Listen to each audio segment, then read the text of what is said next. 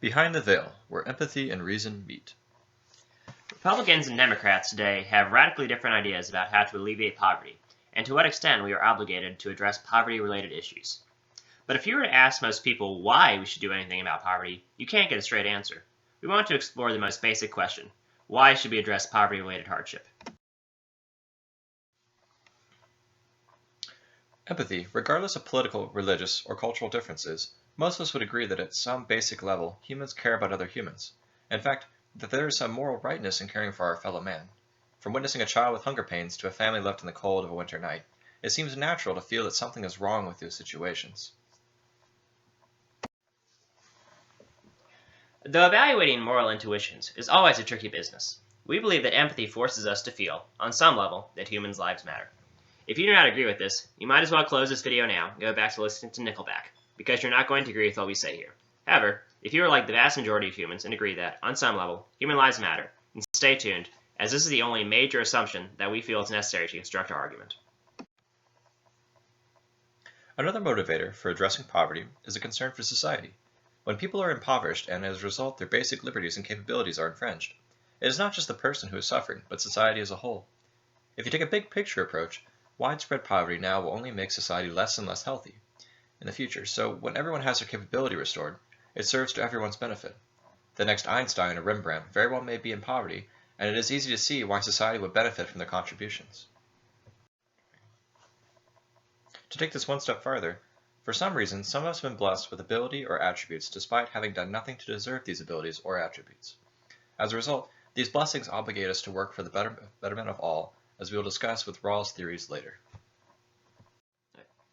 Justice means a lot of things to a lot of people, so we're just going to go with a fairly simple conception that says you should treat everyone the way you want to be treated. But how on earth can you apply the golden rule to policies? We aren't going to go so far as to outline any specific policies, but we think that a useful tool is John Rawls' Veil of Ignorant thought experiment. This allows us to put all of these motivators into one structure. The Veil is a thought experiment proposed by John Rawls that asks what a society a group of rational actors would agree to if the actors did not know anything about their eventual position in the society.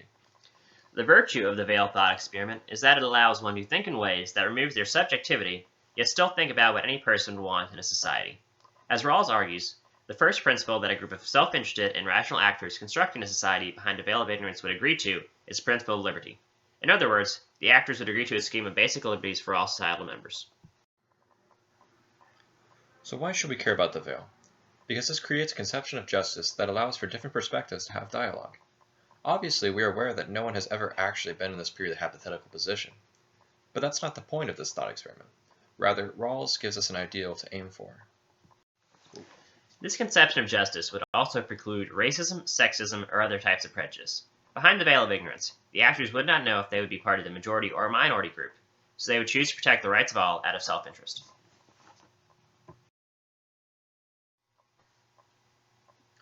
Now, we are not saying that in order to help the impoverished that all inequalities must be eliminated.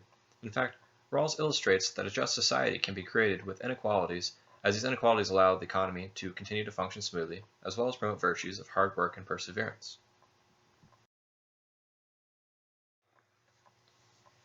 However, while a just society can still tolerate some inequalities, a truly just society will have to offer substantial equality of opportunity. If people matter, and we are going to allow inequalities to maintain the economy and encourage certain virtues, then just society must also ensure that everyone has fair access to positions of importance, both public and private. Important positions must be open to anyone regardless of non-relevant factors like race, socioeconomic status, and gender. Adopting this principle will ensure that everyone is able to pursue their conceptions of the good while still allowing those who work harder to be rewarded for their work. In fact, Rawls takes this a step farther, that these inequalities should be the benefit of all, for it to be just. Behind the veil, rational actors would want the inequalities in society to be the benefit for the least well-off, either from a source of empathy or from self-interested desire. For example, inequalities may drive the scientists to develop a cure for terminal diseases. However, to what degree should these inequalities help the least off? Even if one accepts Rawls' conception of justice, it is debatable whether rational actors behind a veil of ignorance would consent to policies that help the worst off to be as well off as possible, or merely to help them reach sufficiency. This is a live question, but we don't feel that coming up with a definitive answer is necessary to establish the general theory of justice and why you should help those in poverty, so we'll leave it open for debate. However, no general theory of justice is complete that does not force us to reconsider the current structure in place. The world is inherently connected. Most would agree that all of us have a negative obligation to not infringe on the basic liberties of others. Do we also have a positive moral duty to help those who are suffering?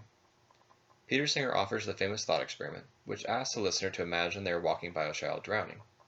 Singer notes that we would not consider it acceptable to ignore the child, thus demonstrating that inaction in the face of unknown suffering is itself a moral failure.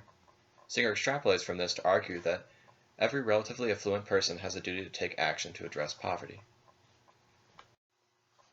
Thomas Pogge takes this argument even farther, noting that the policies and economic structures of richer Western countries, including but not limited to the United States, create and perpetuate poverty worldwide. Thus, Pogge argues, the situation is not so much that we, as innocent bystanders, walk by to see a child drowning and have to act even though we did not create the situation. Pogge explains that it is more like we are driving a car down the road and hit a child running across the street. Not only do we have a duty to act in the face of known suffering, but we have a special obligation to help the child since we caused its suffering. Similarly, since rich Western nations cause real harm across the globe, they have a special obligation to address the poverty they create and exacerbate. An important point to note, and one that will be the cause of much debate, is that the liberty principle must be prior to the rest of the system. People's basic liberties must be protected first and foremost. In other words, people cannot have their basic liberties infringed upon in order to benefit someone else. This creates a potential difficult situation to reconcile. For example, some would say that taxation is a seizure of property, therefore violating the rights to property. However, a potential counter to this is that the method in which a person gains the property often is through social goods, shared by the society, which necessitates compensation. Again, we don't pretend to have the answers to which freedoms constitute the inviolable basic liberties. However, we are sure that to establish a just society, we must recognize and take steps to combat the pervasive oppression that permeates much of modern society. There are many different forms of oppression, exploitation, marginalization, systemic violence, and so on. But the important thing is to be cognizant of how existing cultural structures privilege and disadvantage different groups based off non-relevant factors, and how this obviously violates principles of justice. If people matter, then we are obligated to oppose the structures and systems that hold so many of them back, rather than stand by idly and do nothing. So let's bring it back to the main question. Why should we address poverty-related hardship? Empathy, justice, concern for society, and positive moral duty all motivate and drive us to address poverty. Rawls provides a particularly useful framework for how these motivations work on a theoretical level, and grants us an ideal model to strive for.